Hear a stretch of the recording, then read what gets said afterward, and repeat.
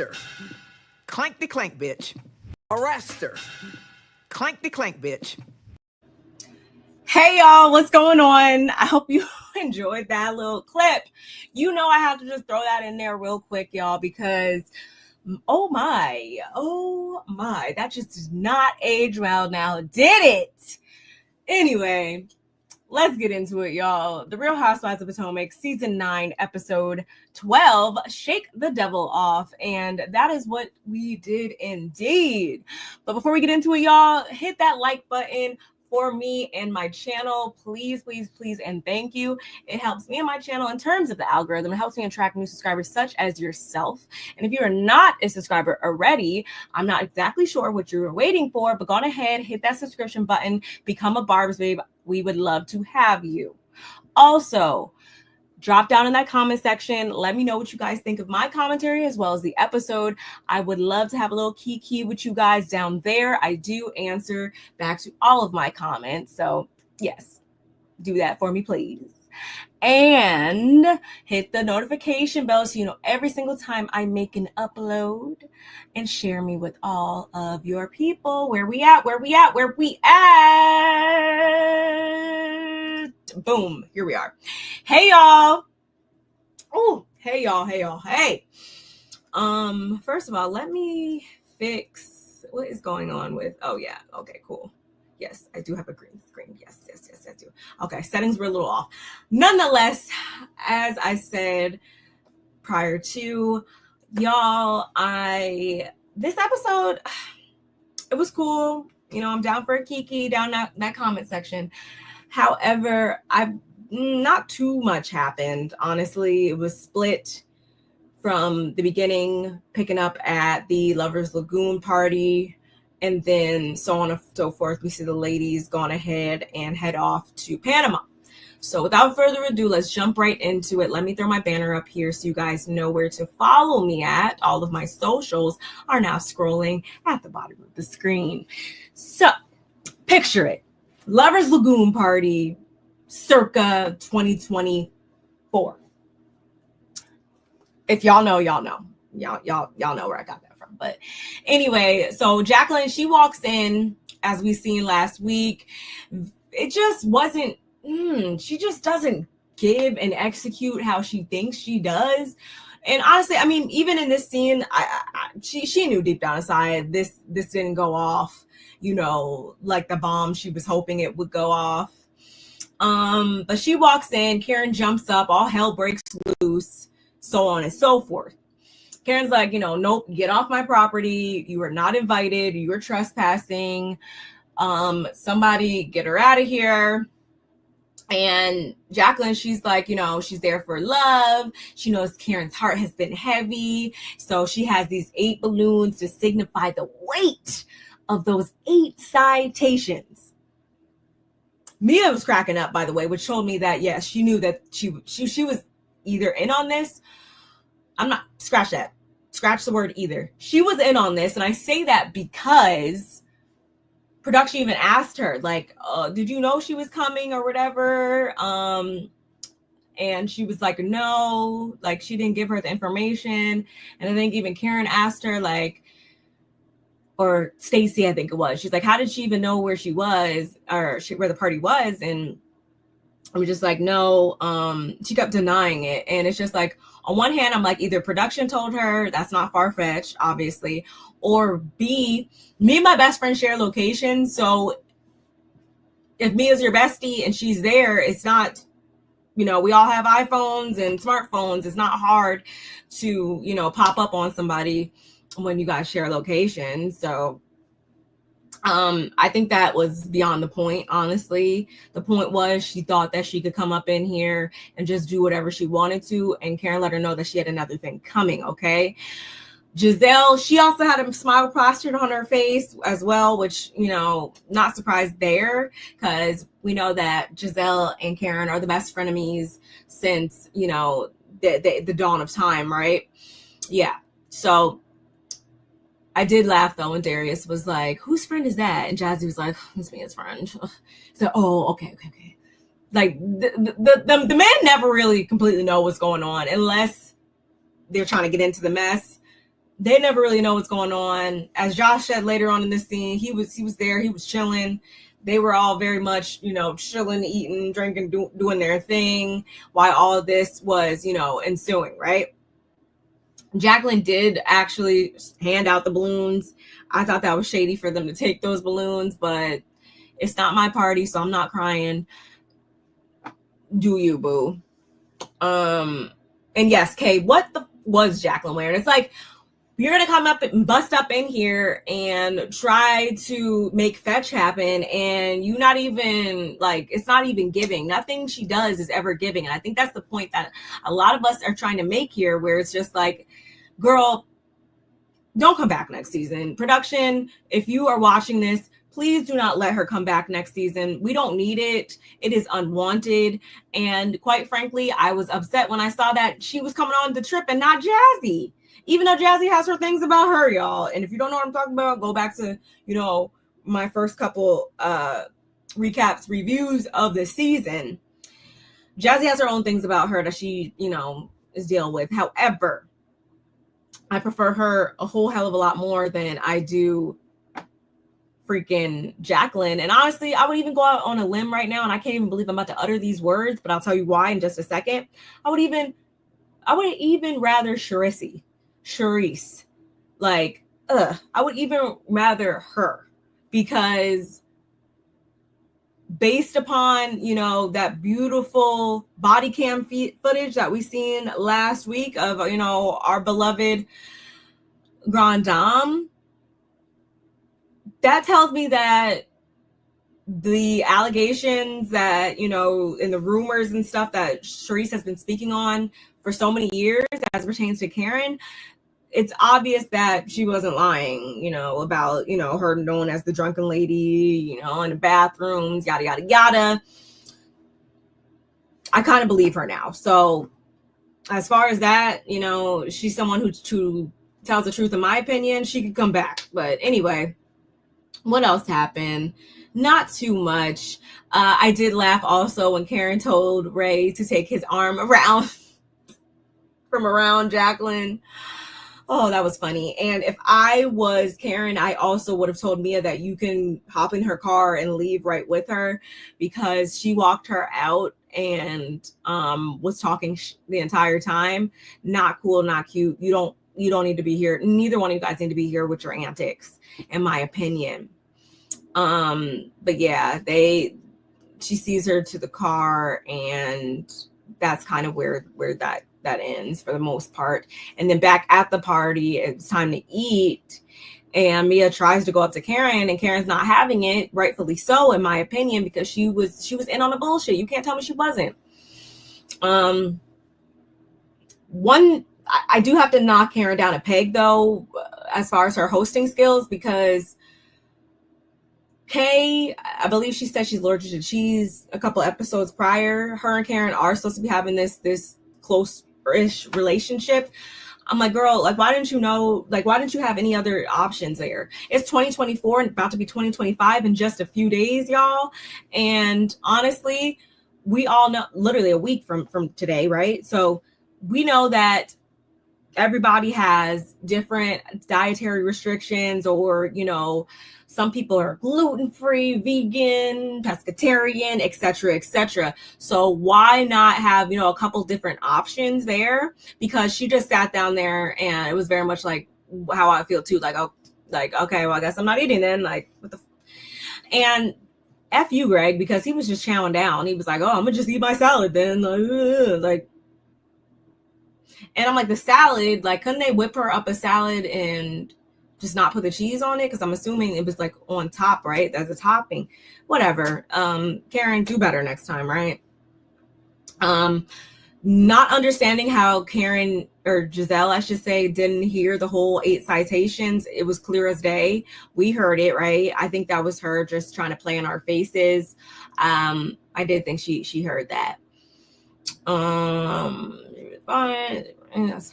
And yeah, that's, again, like I said before, that's when Stacey actually chimed in to ask Mia if she knew Jacqueline was coming. So it was just, you don't do that. You don't just pop up at people's houses. Like, do you? y'all know I don't play about stuff like that. So you cannot just pop up at my house and think that, you know, it's just going to be well received. No ma'am, especially when you already acted as if you could care less about coming and that you were disinterested in even being there from the beginning, only to then show up and try to pull this type of antic, and it was an entire fail. Like, girl, bye. Anyway, 3 days later, all the ladies are getting their lives together, they're packing, yada yada yada. Juju was helping Mia pack. She says that she arranged for the kids to be with a nanny, so she's straight there. Josh dropped Ashley off at the airport so they could get in some last minute kisses. They've been spending so much time together. The only reason why I won't roll my eyes is because y'all heard, I'm pretty sure, that Gizelle, Ashley, I think Luann, like a couple different ladies are supposed to be on some like lovers relationship type show or whatever. So with that being said, if we see Josh on there, then I'll know, like, okay, this isn't just for, you know, and giggles and for a storyline. But for now, I'm still not buying it, because it's just like, she's saying how she hasn't liked somebody as much since Michael. Like, girl, it's only been a few days, right? Like, I just slow your roll, Ashley. Just relax. Jacqueline, she was so pressed to be there. Like, just go home.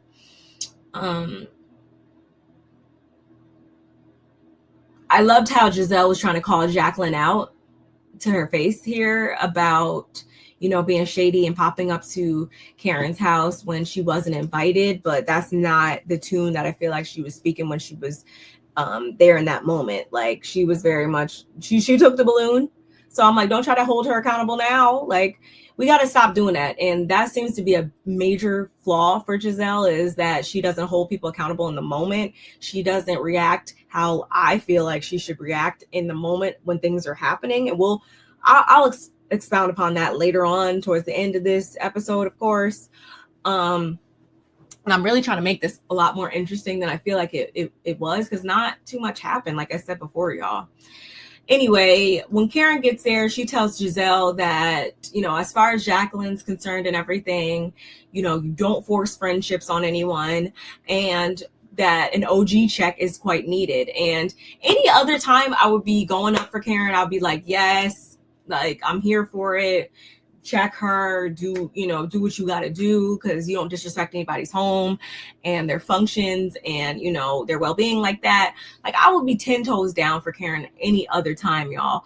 But in this case, it's like her talking about an OG check and stuff like that. I feel like that just is another representation of how she just kind of has let all this, I think, go to her head. And that's kind of why she ended up in the boat, perhaps, that she was in, as we saw in that footage that was released last week. Like, she really prides herself on this whole Housewives thing, I think. And honestly, you can never get too big for your britches, y'all. You really still have to, you know, always hold on to some bit of, you know, you have to have some bit of humanity about yourself. You have to have some bit of, you know, down to earthness about yourself. Otherwise, you know, you start to hold yourself to this unreasonable, unrealistic standard, honestly. But anyway, fast forward, they get there safely, everything is cool. They hop into the beloved Sprinter and they're off. Wendy begins telling them about how, you know, things are going to go on the trip and everything. They're going to a resort that'll have not one, not two, but 3 villas. So thankfully, every lady will have their own room. I really need to get that music. I need to get that soundbite, because, like, it was very much needed in this moment. Anyway, but you know what the ladies weren't here for? You know what I wouldn't have been here for as well? Nonetheless, you know, it's not about me. Is the fact that this was a 2-hour ride, right? Yeah, it was a 2-hour ride from the from the airport to the resort. And everybody's like, girl, like, really? Like, after we done, I don't know how far of a plane ride Potomac, DC. I didn't even notice what airport they left from. I've flown in and out of the DC area, the DMV area many times, but I can never remember which airport's which. So I don't know how far that was. I'm sure maybe they had, a connecting flight, of course, and everything like that, probably in Houston, because you always got to connect in Houston for some odd reason if you're going across countries and like that. Anyway, but 2 hours on top of that is, oh my goodness. But, beggars can't be choosers. Ultimately, you guys are in a beautiful place. It is what it is. Like, it'll be, worth the drive. As Wendy said, it is a scenic ride. Yeah, okay. It was dark by the time they got there, so I highly doubt they were seeing any scenes. I would have been slumped over, just like I think that was Karen was. Let me catch these right now, because we know as soon as we touch down, it's gonna be some ish, especially when it comes to divvying up the rooms. I know we all have our own rooms, but there's always gonna be some mess when we divvy them up. So let's get to that part, right? Okay. Or actually, we can't get to that part because some of the conversations that were had on the Sprinter were, worthy of talking about. So first up, we have Stacey asking Ashley what she meant by spidey senses were tingling and stuff with TJ. And Ashley's like, they just feel like, the chemistry is just not between them. And, maybe that's them. But, Kay also jumped in to say that she felt like he stepped it up a little bit. But Stacey's like, you said that we had a Christian kiss, which I thought was hilarious. And so Stacey yet again clarifies that she's just not in a position right now to have a romantic relationship with another man at this time until she can, process everything as far as this divorce and what have you. And Karen's like, look, in the beginning, it was very much, we love each other, we get the flashback, all that good stuff. So she's like, so I'm just unsure of if that's what he wants. I'm unsure if a relationship is what TJ wants. And I do enjoy the fact that they are bringing up these points, because it's obvious that Stacey's not really like seeing it for that. And I just would rather not see her get hurt over somebody who is so obviously got their interests in other places, I guess we'll say that, anyway, what else? And then Stacey, of course, had to throw shade and says that they need to worry about their men or lack thereof. Okay, girl, you got it. But again, like I said, they're still riding. It's getting dark, and Mia, for whatever reason, is like, she's very proud of the ladies, and it's hard going through divorces and everything. So she just wants to say how proud she is of Stacey. I guess that's cool, right? And she also had made mention of the fact that they make fun of Ashley too. And, Ashley starts talking about how she really likes her pool boy, Jack Harlow, because Wendy's still calling him Jack Harlow. And this is where she does say again that she likes him, and she hasn't liked somebody this much since Michael. Oh yeah, and he had spent the night, and according to Ashley, he was knocking her into next week. And I'm just not even gonna say anything about that. I'm just gonna move right along. Anyway, y'all, they arrive at the Buena Ventura Golf and Beach Resort. It looked really nice. Again, it was nighttime at this point, but it did look really nice. They were welcomed by the staff, of course. They had nice charcuterie situations and liquor set up for ladies. And this is where Wendy begins to divvy up the rooms. And number 25 is going to be her as well as Kay, which I thought was like, thank God, because y'all keep saying you're friends and all this. And Kay, for Wendy's birthday, she had said all these sweet nothings and these kind things about Wendy and stuff. So I'm glad that she did pay her that same friendship respect. And she has her good sis in the villa with her. She also wants to pay Mia back for setting her up so well down in Lake Norman. Okay, girl. And then over in number 24, it'll be Ashley, Karen, and Jacqueline, y'all. No, I did not misspeak. Yeah, Ashley, Karen, and Jacqueline, which both of them were like, girl, what the we were also like, or let me just speak for myself, y'all. I was like, what the because like, and as Wendy says, she chose chaos. Like, what's a girl's trip without a little like mess or whatever. And I'm like, you know what, Wendy, when they start messing with you now, and that's, y'all, I don't mean to like downplay anything that has been thrown at Wendy up until this point, because for the most part, everything that I feel like has been thrown at her was completely unwarranted and downright nasty, coming from Gizelle and certain people, you know. But what I mean by that more so is like, you don't play with my sleeping arrangements and stuff like that. Like, don't sit here and try to be funny with stuff like that, because ultimately that's messing with somebody's, basic human, needs and stuff like that. We should all be comfortable at the end of the day, especially when, anyway, because of like just how this whole thing works, and how, you're filming all day for hours upon hours and upon hours. A lot of times the ladies only really get, that peace of mind at the end of the night and stuff like that. So they should be, in my opinion, comfortable to do so. That wasn't cute to me, but that's just me, right? And then finally in number 26, of course, it'll be Stacey and Gizelle.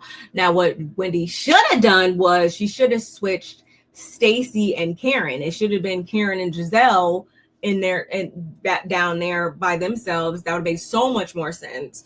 And then Stacey, it could have been Stacey, Ashley, and Jacqueline. None of them have, issues with one another. So it would have been fine enough, right? But again, she chose chaos. So when chaos happens, Wendy, it is what it is. Anyway, I did laugh though, because, Karen was like, yeah, she's going to take upstairs because she wants to put some space between her and Jacqueline, and she's sure that Jacqueline wants that too. So I did find that kind of funny how she said that. Like, girl, like, I'm gonna just take the liberty and just do as I wish in this scene. Anyway, so now fast forward, it's time for dinner. They're all changed over and they're greeted by music and conga dancers, and amongst the conga dancers is someone that's dressed up like a devil or whatever. And Stacey's like, oh no, I am not dancing with the devil. Absolutely not. I don't play those games. Several of the ladies, picked up on that. And so when the GM comes over to, greet them and stuff, he, I think it was Wendy that asks about, the devil and everything. And he just says that it's, a dance where it kind of, I don't want to say the word entices the women, but it's just like, signifying like dancing with the devil, or to kind of, I guess, like ward off, those, negative things in life, so to speak. There had to be a lot more symbolism behind that. But they didn't really expand too much about that. So, I'll just take what he said and everything like that. But I do, appreciate the ladies asking, because I know I would have, been curious too. And not even so much from like a standpoint as much as like, I also just, when I travel, I love to really immerse myself in the cultures that, I'm going to be visiting and all of that. So I love to explore the history behind things and all of that. So I just would have, asked a little bit more, or wanted to know a little bit more. And of course, Gizelle needs to make mention of how this devil gravitated towards Karen. And Karen's like, yeah, he did. And well, it's because the darkness is upon her. And they're like, who's the darkness? What are you talking about? And she's like, Jacqueline. Ooh, so okay, we're gonna get right into it, right? Okay. So speaking of Jacqueline now, Gizelle says again, the 8 hearts symbolizing 8 citations in reference to what she's going through. That's effed up. That's effed up. And you came to her house. Again, where was his energy during the actual situation transpiring, Gizelle? He was right there. That's all I'm saying. You was right freaking there. And so then we have Ashley calling out Gizelle's amnesia. And I'm like, thank you. Because we do get that clip of what was Robin back in 2018 trying to deliver that pizza to Karen's house on some mess when they weren't invited. So I'm like, my, how soon we forget. But I'm glad that production keeps the footage on ready. I am. Anyway, Jacqueline, then she jumps back on her soapbox, y'all, and she's still talking about how it came from the heart. It was, symbolizing a release from those 8 citations. It was a ceremonial release, so to speak, to cast away the negativity and blah, blah, blah, blah, blah. And I say blah because, girl, stop. If the roles are reversed, you would have an issue with somebody coming up into your party on your property having so much to say about what you're going through. No, you were poking fun at her, and it didn't land how you thought it was going to land. So when she eats your ass up like she's about to, probably, it's just going to be what it is. That's all I can say, y'all. It's just going to be what it is. And that's, again, not to deflect, because I'm not the deflector. Karen is, just saying. It's not to deflect from the fact that, Karen, you kept saying that she was going to be vindicated. When we found out, I don't see no vindication coming. I'm just saying. Look real guilty, mama. So I didn't care for it. Ultimately, I didn't care for it. No matter if that person is in the wrong, right, and different, you don't just go disrespecting people like that. That was next level, in my opinion. And she's like, she wanted to do this grand gesture, so they'd listen to her, and her and Karen do have a bond. And I'm like, of course you, I will give her that much. She's aware that she needs to go through these great lengths in order to gain some type of attention, because otherwise nobody would be paying you any mind. Just saying. So anyway, Karen's like, are you done? Because first of all, you trespassed, which is, which I don't take lightly. I don't take my family's security lightly. I take it very serious. So I've actually begun the process of pressing charges against you. And you, whatever your intentions were, they failed miserably.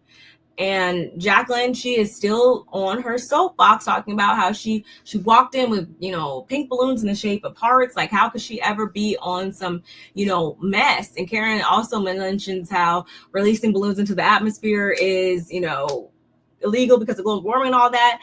And Wendy and Kay also laughed too, but the way Wendy's mouth flew all the way open and I saw all her teeth, it was the most hearty, genuine laugh I feel like I've heard in a long time. I thought that was funny. I probably would have did the same thing. However, I'm not gonna, ignore the fact that what's it called? I'm not gonna ignore the fact that, and I looked it up, y'all, and I can actually even share my screen right now to show you guys. Karen, it didn't look like she was lying necessarily. Although I feel like, Karen does these Karenisms and, she tries to do all this and they be laughing at her because it's like, girl, stop. As Gizelle said, that was a stretch. Worry about your citations, mama. Worry about your court case. As you guys see, it does say that, it is prohibited. Maryland balloon release prohibition. Under the law, effective as of October 1st, 2021, a person may not knowingly and intentionally release or cause a balloon to be released into the atmosphere. I'm just saying, I am not caping for Karen whatsoever from here on out. As I said, if you guys didn't catch, and I probably should have said that in the beginning, if you guys didn't catch the footage and everything, I went through a lot of the clips last week in my episode, and I'll link that in the description box if you guys do want to see that, if you haven't seen it up until now. But anyway, which would also mean then too, if her parents passed in 2017, 29. So, well, no, that's a whole different state. Never mind. Anyway, I always gotta look things up, y'all. That's just me. Anyway, so Stacey, she leans over and she also was like, they also hurt animals and birds. I'm like, that's something I would say. Like, I'm such a nerd when it comes to certain things, y'all. I can't help it. And Mia's like, Karen, you did that when you celebrated the life of your parents. like I said, we did get those flashbacks. And y'all, this is where it starts to get very interestingly ironic. And we get this one-liner from Karen that, in my opinion, will go down in history because of how poorly it aged. It aged like milk. It aged like sour milk, y'all. And if you guys are just joining, I mean, I already played this in the beginning, but you know, I'm gonna hit it again, right? I'm gonna hit it again. Hopefully I don't get flagged or anything like that. But I'm gonna just in case you were wondering, because she is saying that she about to press these charges on Jacqueline and everything. When, in all honesty, Karen, you need to be worried about yourself. Okay, you should probably be looking in the mirror saying this to yourself. Arrest her. Clank the clank, bitch. Arrest her. Clank the clank, bitch. Arrest her. Clank the clank, bitch. Just saying. So, yeah, that's what she said. That I thought that was hilarious. And Wendy's like, you know, I didn't know that Karen worked for, you know, the Environmental Protection Agency. Hilarious. Anyway, though, Karen's just like, you came to stunt. You were the number one stunner, and you know it failed once again. Your charges are pending. I'm like, Karen, yours are probably pending as well. And yeah, I'm just like, I hope you know, can wipe that egg off your face, because this was just totally unnecessary. And it's unnecessary, especially because it's like, you're a friend of, at the end of the day, like, you don't see Jassi, you don't see nobody else doing that. And you thought you was going to get that off? Goodbye. Anyway, Jacqueline says that she does apologize for showing up and trespassing, though. But at the same time, she's not apologizing for the message, because it did come from a caring place, whether, you know, Karen receives it or not. And y'all, I'll go as far as to say I'm gonna be cool on Jacqueline for the most part right now, because ultimately, as I keep saying, we saw that footage, and you know, some people, ultimately, your friend is somebody who doesn't always, you know, just tell you what you want to hear. A good friend is going to hold you accountable. And because I want to say Karen admitted it, or Jacqueline admitted, it's clear that these women did have some form of a friendship, some form of relationship, right? So, although I don't agree with the angle that Jacqueline's been trying to take, like where she's kind of like poking fun at it, at the same time, I wouldn't be opposed if you take that element out of it and she was just, you know, holding her accountable and saying, we'll see. Basically, it's kind of what Jacqueline was saying when, you know, during earlier episodes. It's like, you know, we'll see what happens ultimately, Karen, because we just don't know. And quite frankly, I don't think you knew, because you still talking about you doing appeals and stuff. Like, I don't think that's what you should be doing. Like, we saw what we saw. And isn't Jacqueline's husband or not husband, PPPPP, isn't he a cop? So she might, you know, just take certain things like this like way more serious, you know, based upon like his job, and seeing, you know, some of the things maybe he's had to respond to, you know, horrible driving, you know, accidents and stuff like that. Who knows, or whatever. And that's going to make you less tolerant when it doesn't matter if it's your friend, whoever. I don't know. I hope I'm making sense with that, y'all. Anyway, moving right along. What else happened?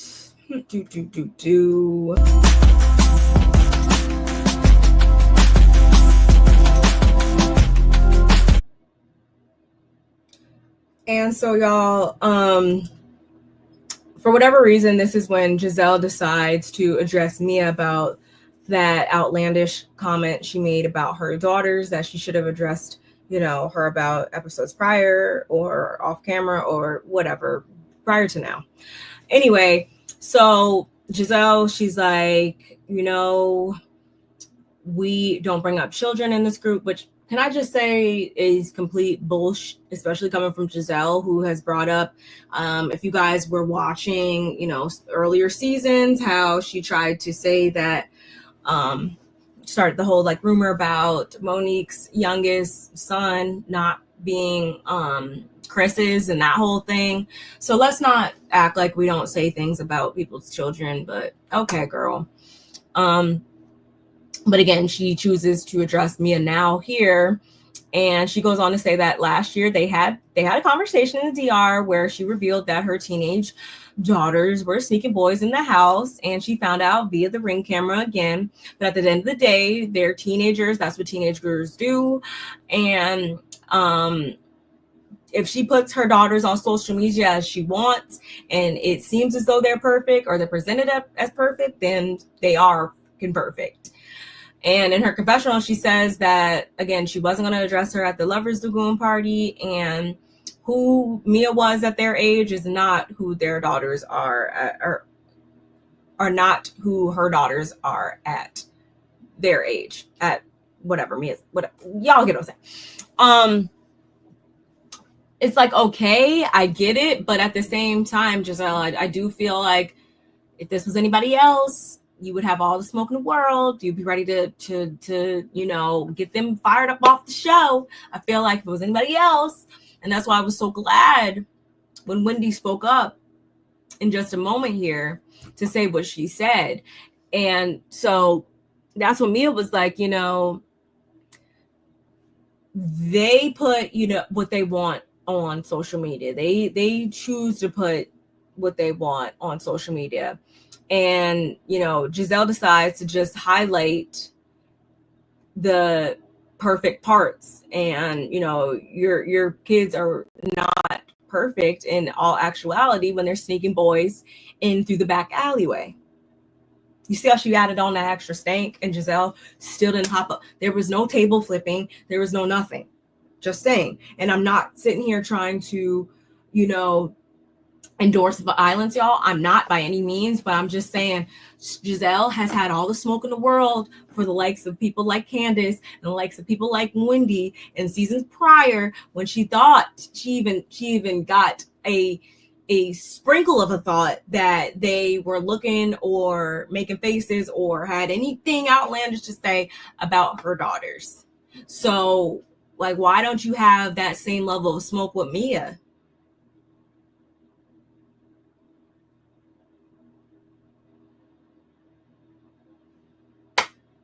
I'll wait. Like, it doesn't make any sense. And Gizelle's like, that's not true. And Mia's, you know, she's standing on, because not only did she say it once, but now she's still standing on business in this moment and not backing down. So Gizelle, I don't, you're gonna have some explaining to do about this at the reunion. I hope somebody asks this question. I hope I don't miss when Andy asks for questions, because I want to ask this question. Like, why were you so mad at other people in the past, but you didn't share that same level of anger towards Mia? And again, this is where we get into when Wendy chimes in to say that, where was it? Wendy chimes in to say that Gizelle came at her full force in the DR when she thought she was looking, you know, ill at her daughter, when she was speaking about her daughters, right? So then Gizelle, she's like, you know, she's not going to compare the two because her and Wendy weren't talking at all. Whereas her and Mia, like, she would consider Mia, you know, a friend. And I'll reason with her on that. For her to tell somebody something like that, I do believe that Gizelle did regard me as a friend at one point. But still, I feel like that should be even more of the reason why you should be, you know, taken aback. I expect a stranger to bite my hand off. I don't expect my friend to bite my hand or to stab me in the back. You know, whatever you guys insert, you know, whatever phrase you want. That's to be expected. So wouldn't you go even harder? You know, wouldn't it be even worse coming from somebody you know regard as a friend? All I'm saying is, I understand once again why y'all had, you know, these colorism allegations and everything going on. I'm just saying.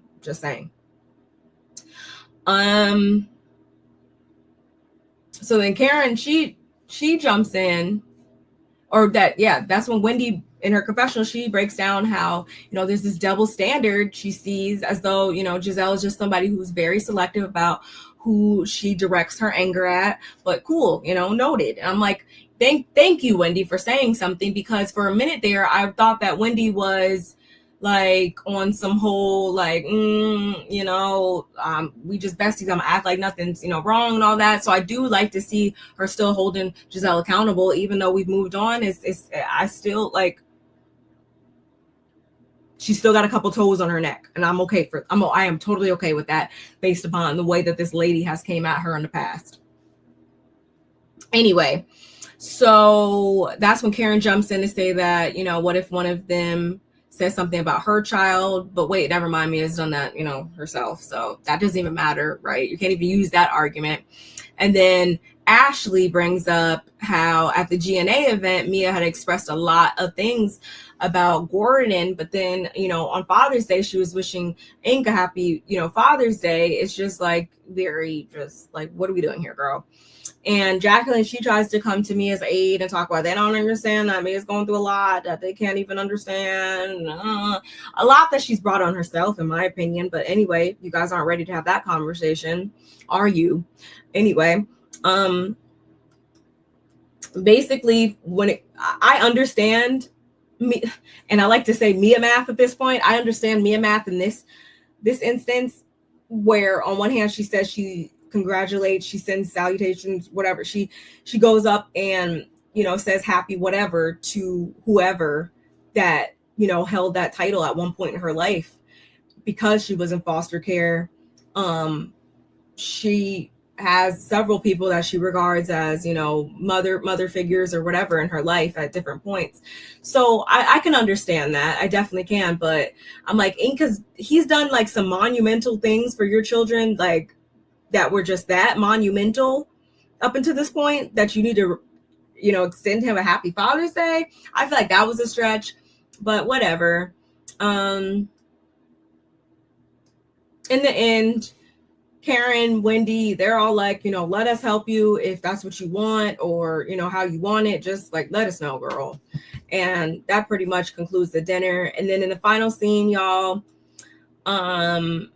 it's the next morning, and I feel like Jacqueline's so pressed to not be left out of anything. She was up and ready. Everybody still had their bathrobes on. They even came outside. She was outside ready to flick it up in her Fashion Nova fit that really wasn't giving, in my opinion. Just saying. She even had one of the hotel staff trying to like take her picture or whatever. Like, girl. Luckily, Karen came to her aid, because she's like, maybe she'll take this as an olive branch, in the future, that maybe if she stops with her antics, that we could, get something going once she takes off those Fashion Nova clothes too. And I'm like, Karen, you're nicer than me, because the way she's been poking fun at you left and right about this whole thing, she would be propping her phone up. I would literally watch her. I would literally sit there and watch her prop her phone up as I sit there and eat my food. I ain't got shit for a bitch like that. Anyway. And then also, like, girl, I think I have a clip of, yep. What is this about? Like, always doing the most and it doesn't ever give. Like, for you to focus your energy on doing so much and it just doesn't give is insane to me. Insanity.